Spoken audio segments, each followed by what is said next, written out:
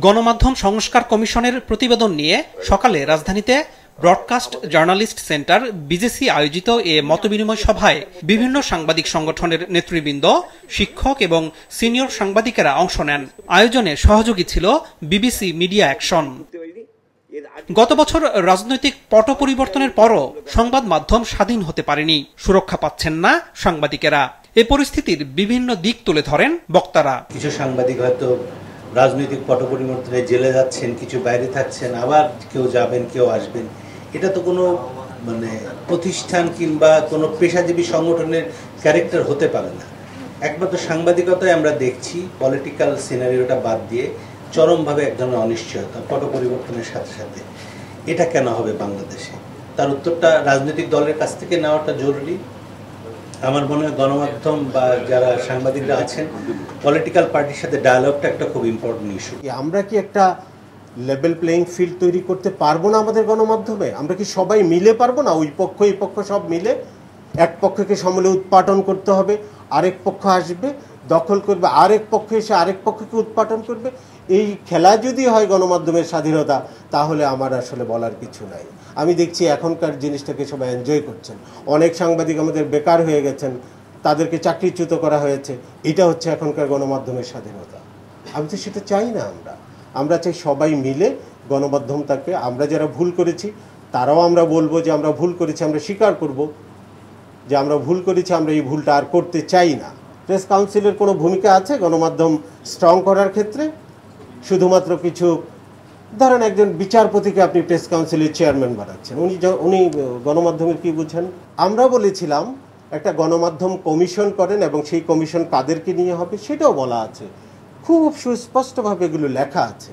আপনার সেই গণমাধ্যম কমিশন প্রস্তাবটা পছন্দ না, আপনার কাছে সেই যেটা কোনোদিন কোনো কাজে আসে না এই প্রেস কাউন্সিল, সেটাই আপনার কাছে পছন্দ। তাহলে কি করে আপনি গণমাধ্যমকে শক্তিশালী করবেন? আমরা সর্বশেষ নবম ওয়েজ বোর্ডের কথা যদি ধরি, তো একটা দুইটা প্রতিষ্ঠানে গণমাধ্যমে হয়তো ওয়েজ বোর্ড, এই নবম ওয়েজ বোর্ডটা বাস্তবায়ন হয়েছে, আর কোথাও বাস্তবায়ন হয় নাই। তাহলে এই ওয়েজ বোর্ড ঘোষণা করে লাভটা কি, এটি বাস্তবায়ন কারা করবে?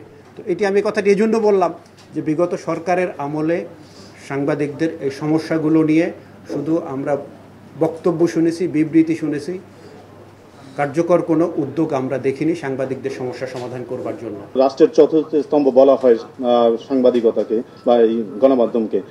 আসলে সংবিধানে সেটা অন্তর্ভুক্ত কি আছে?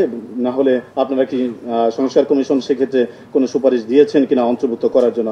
গণমাধ্যম সংস্কার কমিশনের জরুরি সুপারিশগুলো বাস্তবায়নের তাগিদ দেন বিজেসির চেয়ারম্যান ও মাছরাঙা টেলিভিশনের প্রধান সম্পাদক রেজওয়ানুল হক। আমরা কি সাংবাদিক নাকি পলিটিক্যাল অ্যাক্টিভিস্ট? তো যতদিন এই অবস্থা থাকবে ততদিন সরকারও ব্যবহার করতে চাইবে, আমরাও ব্যবহৃত হব। সরকারের স্বৈরাচারী ওঠার পিছনে সাংবাদিকদের অনেক দায় আছে, অফকোর্স আছে। তো সেইটা তাহলে বন্ধ করতে হবে। তাহলে এখন সেই দিকে তো আমরা যাচ্ছি না। আমিও জনাব আলী রিয়াজের কাছে আমারও প্রশ্ন, তিনি সাংবাদিকতার ছাত্র ছিলেন, সাংবাদিকতা করেছেন দীর্ঘদিন, সাংবাদিকতার শিক্ষক ছিলেন। তার কাছে আমিও জানতে চাই যে গণমাধ্যম যদি রাষ্ট্রের চতুর্থ স্তম্ভ হয়ে থাকে, তাহলে চতুর্থ স্তম্ভর ব্যাপারে আপনাদের ঐকমত্য কমিশনের মধ্যে ওটা স্থান পায় নাই কেন? এবং আলাদা করে কি তিনি ব্যক্তিগতভাবে, যেহেতু তিনি এই ফিল্ডের মানুষ, তিনি কি এই বিষয়টা নিয়ে একটু নোটিশ করবেন কিনা সরকারের নীতি নির্ধারকদের কাছে? এই গণমাধ্যম সংস্কার কমিশনের রিপোর্টটা, এই রিপোর্টটা সব ভালো তো আমি বলবো না, সব কি খারাপ তাও তো না। যেটুকু বাস্তবায়ন করা সম্ভব, যে কয়েকটা ভালো সুপারিশ আছে সেই সুপারিশগুলি বাস্তবায়ন করা হোক। সেই উদ্যোগের অভাব, এইটা আমাদেরকে খুবই পীড়া দিচ্ছে, মানে গণমাধ্যম কর্মীদেরকে। গণমাধ্যম সংস্কার খুব দরকার ছিল এখন, কিন্তু সেটি যখন উপেক্ষিত থাকছে, তো গণমাধ্যমকে যেভাবে অভিযুক্ত করা হয়, ভবিষ্যতেও একইভাবে আমাদেরকে অভিযুক্ত করা হবে। ভবিষ্যতে যারা ক্ষমতায় যাবে তারা গণমাধ্যমে হস্তক্ষেপ করতে যেন না পারে, এই প্রতিশ্রুতি এখনই আদায়ের জন্য রাজনৈতিক দলগুলোর সাথে সাংবাদিকদের আলোচনায় বসার পরামর্শ দেন অনুষ্ঠানের প্রধান অতিথি, জাতীয় ঐকমত্য কমিশনের সহসভাপতি অধ্যাপক ডক্টর আলী রিয়াজ। 16 বছর ধরে সাংবাদিকতাকে ব্যবহার করে একটি ফ্যাসিবাদী সরকারকে আত্মসার্ভ করেছেন, তার রেসপন্সিবিলিটি আপনি নেবেন না?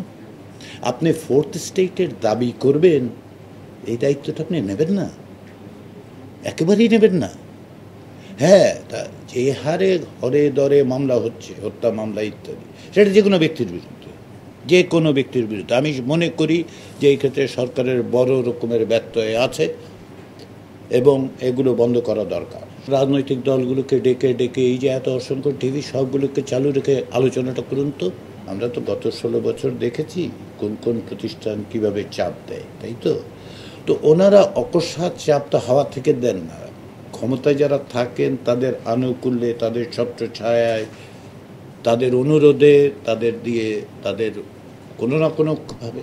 তাহলে যদি রাজনৈতিক দলগুলো আপনাদের সামনে এসেও অঙ্গীকার করতে পারে যে রাষ্ট্রীয় প্রতিষ্ঠান যা জনগণের অর্থে পরিচালিত হয়, যার প্রধান লক্ষ্য বা কোনো অবস্থাতেই যার গভীর রাত্রে আপনাকে ফোন করার কথা না, তারা এই রকম ফোন করবে না, এই ব্যবস্থায় এই অঙ্গীকার রাজনীতিবিদরা দিক।